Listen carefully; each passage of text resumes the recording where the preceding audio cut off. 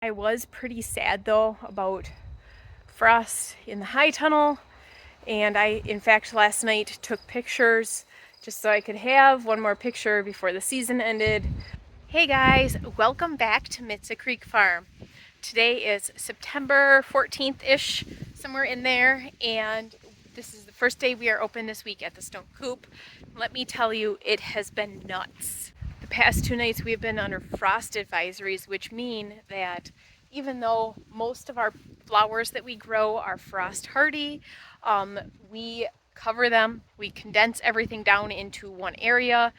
We have one area down here, and then we have one area down at the roadside stand that we cover, and then we also try to cover as many pumpkins as possible, just because then the continual freezing or frost and warming up, that will really make your pumpkin decompose faster.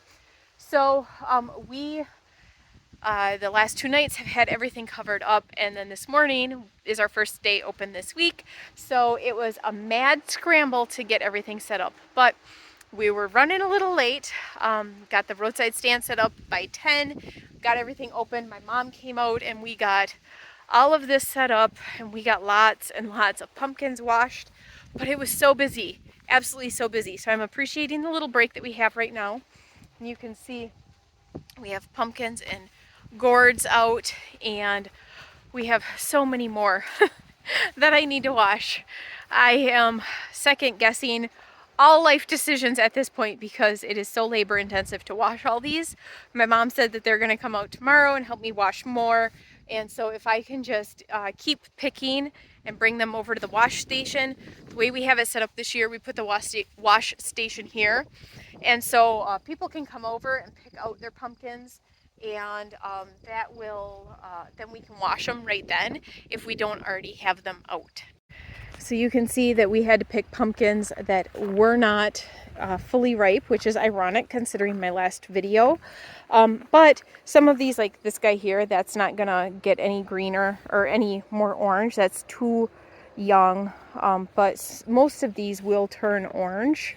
These were pumpkins that Owen and his parents and Beck went down and picked from my uncle's garden and pumpkin patch area, and I think he said he was struggling with powdery mildew. I don't know. In fact, I told Owen to take pictures and he did, but we were so busy here at the stand that I don't even think I looked at them. So anyways, my uncle had said just pick as many as you can, and so they picked as many as they could. So this is what's left of the stuff from my uncle's, which is crazy because that pile there was about 3 or 4 times the size of that. See my trellising gourds and mini pumpkins really look sad. They are in rough shape. Some of them you can see where the frost had settled in the dip, and that's the same out there. Up here, these guys look pretty good, but that's looking pretty rough. These mums we didn't bother covering, and they did good. Look at all these sunflowers. Oh, I love them so much. And then over here in the actual pumpkin patch, you can see my piles of pumpkin plants. And I had a big old pile out there, but the cows were munching on that earlier. We got a very, for the most part, killing frost. Like this guy is good.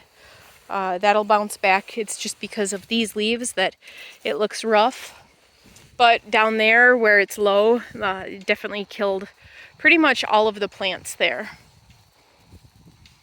I normally am really disappointed, and I was hoping the frost would hold off, but I'll be honest, I'm exhausted, and I'm kind of grateful for this because then it allows me to tear out all the plants sooner. I can just go through and pick and not worry about saving any young plants that had younger fruit, or plants that had younger fruit growing on them. And because that's what I was doing, that's why there are plants left, because I picked most of this. And so there are a couple younger fruit on those plants, and so I was going to leave them and let them grow. But I'm actually just going to go through now and just cut and pull everything off, and what we get, and what we don't, we don't. I can't keep stressing over one pumpkin here and there. As much as I want to save everything, I can give any not ripe pumpkins to our sheep, and they will happily eat them. So that is my plan for that. I was pretty sad though about frost in the high tunnel, and I, in fact, last night took pictures just so I could have one more picture before the season ended of it in here. And thankfully, we did not get frost here in the high tunnel. It's really weird because it's higher humidity in here and the temperature gets to the same temperature as outside, so I assumed this would be the first to go. And I walked in and it was just this huge sigh of relief. Everything is looking amazing. And in between customers, I've been coming in and picking tomatoes to eat for my breakfast and lunch and probably supper. And I was really disappointed that I wasn't going to be able to get a good picking in here, and that I still had all this stuff that was just going to go to waste. And so I'm so incredibly grateful that it did not frost in here at all last night. And even better yet, frost now, cold temperatures now, and cold, by cold I mean like under 40, are not in the forecast for weeks. So we are definitely going to get more weeks of growing season. I'm so incredibly grateful. I can honestly say I will be glad to be done with pumpkins and be able to enjoy my garden without having to stress about the business and the money side of things for a little bit. We still have a lot to do here. Don't get me wrong. It just is going to be really nice to get this all cleaned up and hopefully have a chance to get fall work done, because usually it is just rushing, and fall work is being done as snow is falling and as we are setting up Christmas trees. So like these guys here, they definitely are going to go to the sheep because this plant is going to be a goner. But some of the older things in here and back here, like these leaves, this one's kind of frost bitten, but that one isn't, and so some of these vines are still good. So I'm actually just gonna let these guys sit for a bit until I can get a majority of the pumpkins washed and out, and then I will go in here and start cutting back vines and start seeing what is in there. I have a feeling that the vines that got ruined are covering and provided protection for a lot underneath it, so I don't think that we're going to lose a ton. The stuff that we're going to lose are the ones that are all newer growth. So the things that have been growing and are like ready to harvest now, I think are probably all really protected in there. You can see all my frost cloth there. I was going to bring it over to the clothesline, but it got really busy. And so I was so grateful my mom was here. She was able to help me get all the flowers out and everything watered and pumpkins out and wash pumpkins. She even swept the floor in the stone coop for me because we had put some plants in there. So it was so nice having a second person here that I could help the customers, and she was able to do some more of behind the scenes work and keep getting stuff put out for me. So we have one more batch of mums that is just starting to show a little bit of color here and there. I'm not quite sure if you can see like a yellow flower over there, but we are almost sold out of mums over here. I need to figure out what to do here on the truck because all those mums sold. Hands down, I know that the way I am doing things right now, just as one person, is not sustainable. I can get through the end of the season, especially now that we've had a frost, but I'm going to have to change up the way I do things next year. I'm more than likely going to have to hire at least somebody to man the store so that I can pick pumpkins. I don't necessarily know if I want to stop washing pumpkins, although that is the biggest time consumer.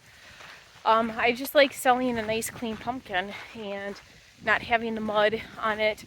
Growing on the ground cover helps prevent a lot of that, but still just getting the mold spores and all of that off. I like that cleanness, getting any dust and dirt and stuff off. So I don't know what I'm going to do for next year. That's something I'm really going to have to think a lot about over the winter.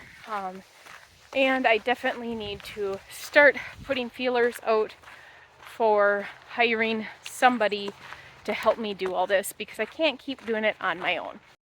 So it is now 4 o'clock and we are closed for the day. So I am walking down to the stand. I'm going to take off my open sign and close the gate. Check the box because I know we did have people down there today. And then I have to go get back from football.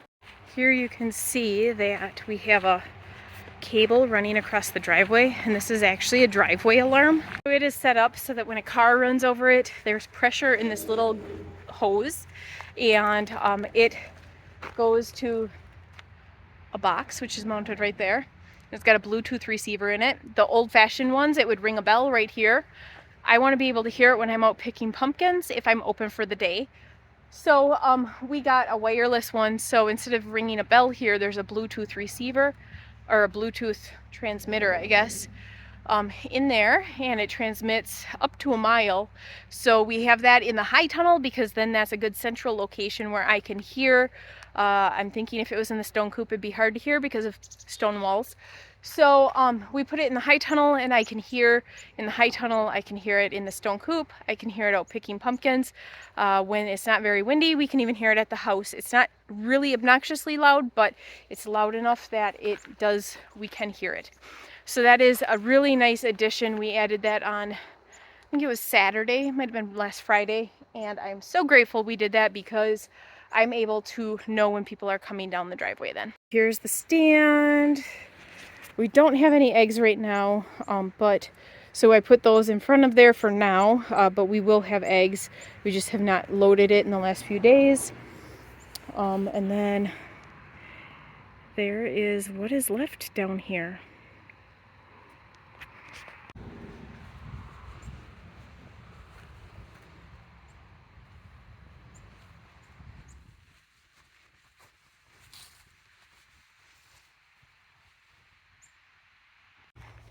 Today is actually the anniversary of Beck breaking his shoulder. 1 year ago today, Owen was in Las Vegas with Lily for a work event, and I got the phone call from the athletic trainer at school that I needed to take Beck to the emergency room because they thought he possibly dislocated his shoulder. And it turned out that right through the growth plate of the cap on the bone, he severely broke that, popped it off. Not all the way. It was hanging off to the side though. And so we had to go out of town to, I don't know if they'd consider it a trauma center. I don't know. Where he was supposed to have emergency surgery. And thankfully, a miracle was worked and he did not need the surgery. It's a roundabout story, but the surgeon who he was supposed to have surgery with, there were two of them. One was an orthopedic surgeon and one was a pediatric surgeon. And their surgeries ended up going long. And so that got pushed to the next morning. That's when a pediatric orthopedic surgeon came on the case, and he decided to put Beck in a traction cast and completely immobilize him for weeks. And that was the right call. Otherwise, Beck might have lost function in his arm, where the break was and where pins would need to be and everything. So today is a little sentimental, I guess, just knowing how far we've come and everything we've made it through in the past year. And they said it would take a year for Beck to regain full function in his arm. And he played basketball starting in December. So he was very motivated to heal and to get moving. 8 weeks, 9 weeks of, no, it might have even been longer than that, of doing nothing were too much for him. So it is nice to see him playing football as hard as it is. It is very nice to see him out there playing football like a normal kid, because we weren't sure if that would happen. And now we are closed for the day. That is it for today's video. Thanks for tuning in, and we will see you guys next time.